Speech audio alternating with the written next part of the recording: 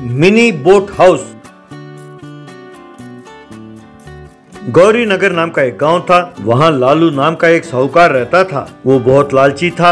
वो लोगों को ज्यादा ब्याज पर पैसे देता था और उनके धंधों को हड़प लेता था। एक दिन उस गांव का मुखिया लालू के पास आया।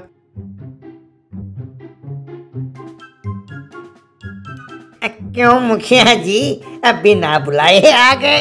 बात क्या है? तुम्हारे पास मैं अलग क्यों आऊंगा? तुम्हारे धंधे के बारे में जानकारी आया हूँ। सुनो, ये तुम बिल्कुल गलत कर रहे हो। तुमने बहुत सारे गांव वालों की जमीन हड़प लिए हैं। कम से कम आप सुधर जाओ, वरना आगे जाकर तुम्हें बहुत तकलीफ होगी। कह देता हूँ। हाँ। अरे मुखिया जी, पैसे कमाना तो मेरा शौक है। अरे जरूरत पड़ी तो लोगों के लाश में से जान निकाल कर उसे भी बेच दूंगा मैं।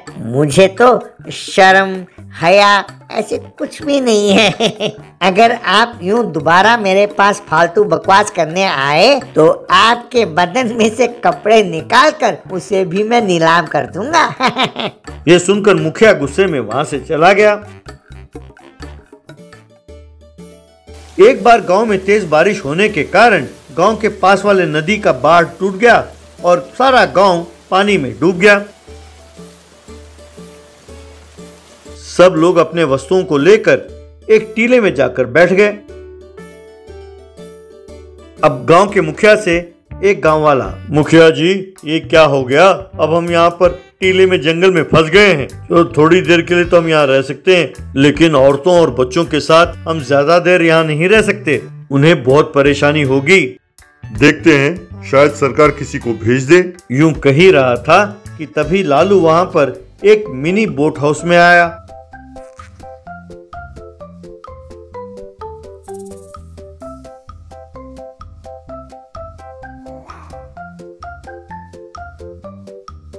गांव वालों से लालू, हे मेरे प्यारे गांव वालों, आओ आओ, मैं आप ही लोगों के लिए आया हूँ।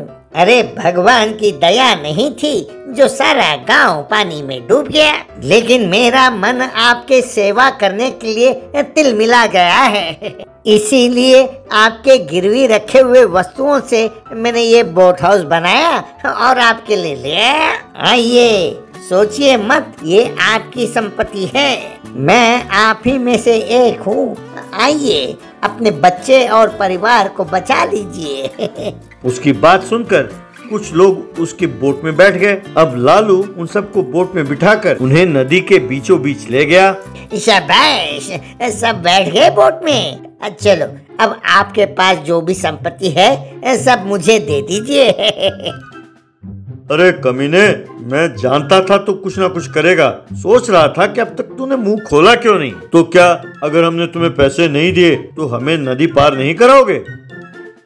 देखो भैया, मेरे साथ पंगे ना लेना। अरे पैसों के लिए तो मैं कुछ भी कर सकता हूँ। अगर पैसे दे दिए तो चुपचाप तुम्हें नदी पार करा दूंगा, वरना तुम्हें नदी में डुबो दूंगा। ये सुनकर लाचार होकर उन गांव वालों ने अपने सारे संपत्ति लालू को दे दिया।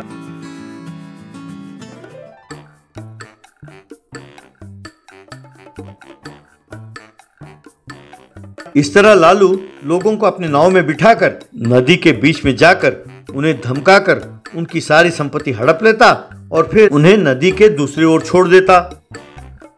अब आखिरी बैच लोगों को नदी के पार उतारने के बाद उसकी बोट की रस्सी टूट गई। ये देखकर लालू, अरे भैया, कोई तो मेरा ये रस्सी पकड़ लो, वरना मैं मर जाऊंगा। तब दो गांव वालों ने उसके नाव की रस्सी को पकड़ लिया। अरे यूं कमबख्तो देख क्या रहे हो? अरे उस रस्सी को खींचो तो सही। अगर तुम चाहो तो मैं तुम्हें 50 रुपए दूंगा। क्यों लालू, हमने अपनी जान बचाने के लिए अपनी सारी संपत्ति तुम्हें दे दी और तुम सिर्फ 50 रुपए दोगे?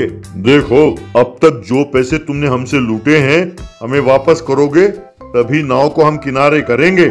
इतना ही नहीं, अब तक तुमने जो भी संपत्ति हमसे हड़पा है उसे वापस करोगे तभी नाव को खींचेंगे, नहीं तो इस रस्सी को छोड़ देंगे। तब तुम बाढ़ में जाओगे, तब भी हमारी संपत्ति हमारी ही रहेगी। अरे ये क्या, तुम तो मुझसे भी ज्यादा बड़े कमीने निकले। अरे देता हूँ, अब मुझे जरा बाहर तो खींचो। अरे वैसे भी नदी में बहुत सारे सांप हैं। तब उन दोनों ने मिलकर उसे नदी के किनारे किया। बाहर आकर लालू ने पैसे देने से मना किया। तब सब गांव वालों ने मिलकर उसे खूब मारा और उससे सारी संपत्ति छीन ली। बांद्रा के गांव में एक न्यूज चैनल का ऑफिस था। उसमें दिलीप कहकर एक रिपोर्टर काम कर रहा था। वो हमेशा बकवास वाले खबर लाने के वजह से कोई भी उसे काम पर नहीं भेजते थे।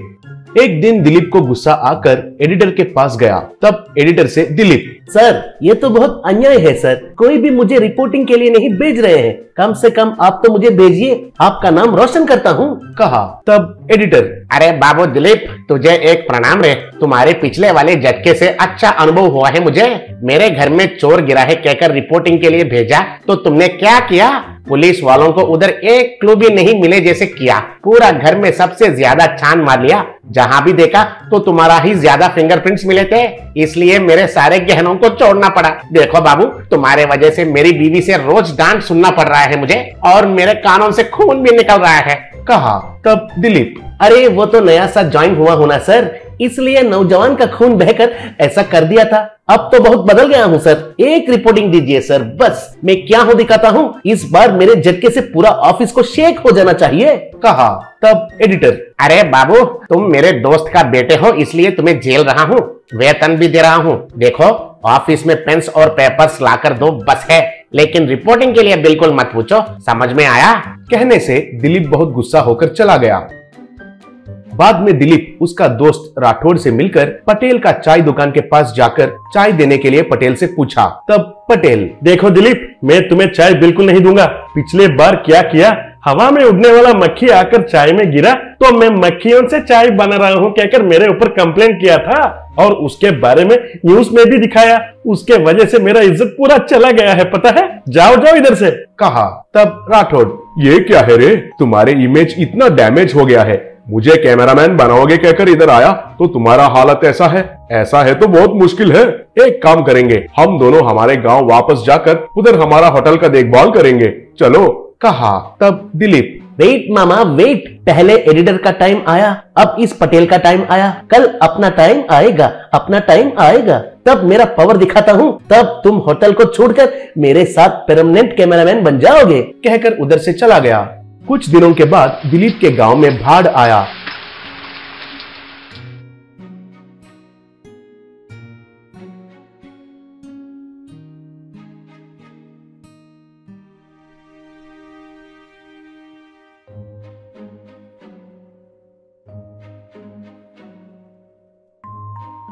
ये जानकर राठौड़ एक नाव में दिलीप के घर आया। वो आने तक दिलीप एक माइक को पकड़कर तैयार था। राठौड़ को देखकर दिलीप, अरे वाह राठौड़, इसे कहते हैं टाइमिंग, सुपर, कैमरामैन भी आ गया, मामू अपना टाइम आ गया, इस कवरेज से तुम बेस्ट कैमरामैन और मैं बेस्ट रिपोर्टर बन जाएंगे, कहकर उसका नाव में चढ़ गया। ऐसे दोनों नाव में जा रहे थे।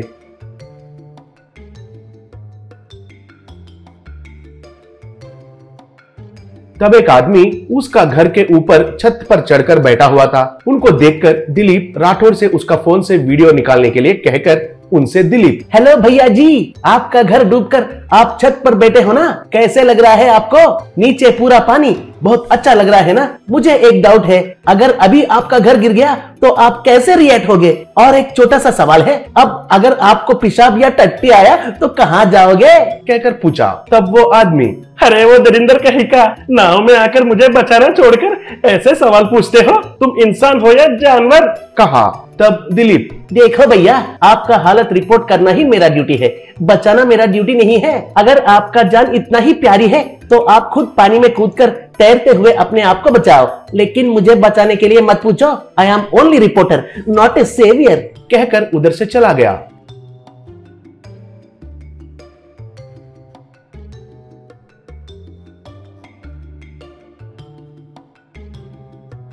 ऐसे भाड़ में फंसे लोगों को दिलीप ऐसे बेकार सवाल पूछते हुए उनसे डांट खा रहा था। ऐसे थोड़े देर जाने के बाद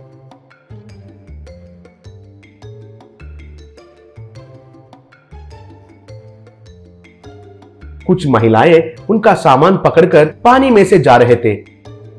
उनके पास नाव पर जाकर दिलीप, देखिए छोटे और बड़े बहन, आप पानी में जा रहे हैं ना, अगर अभी कोई मगरमच्छ या फिर एनाकोंडा का मूवी में आता है ना, ऐसा काला वाला एनाकोंडा आएगा तो आपका रिएक्शन कैसा होता है, जरा दिखाइए। कमान कमान, वैरायटी से कहना चाहिए, उसे मैं रिकॉर्ड करूंगा, बाद में छोटा सा बिट्स में काट कर यूट्यूब में रखता हूँ, तब आप लोग बहुत फेमस बन जाएंगे।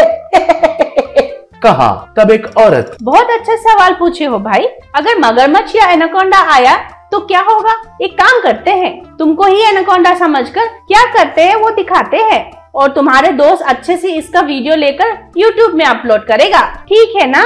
कहकर दिलीप को खींचकर पानी में डालकर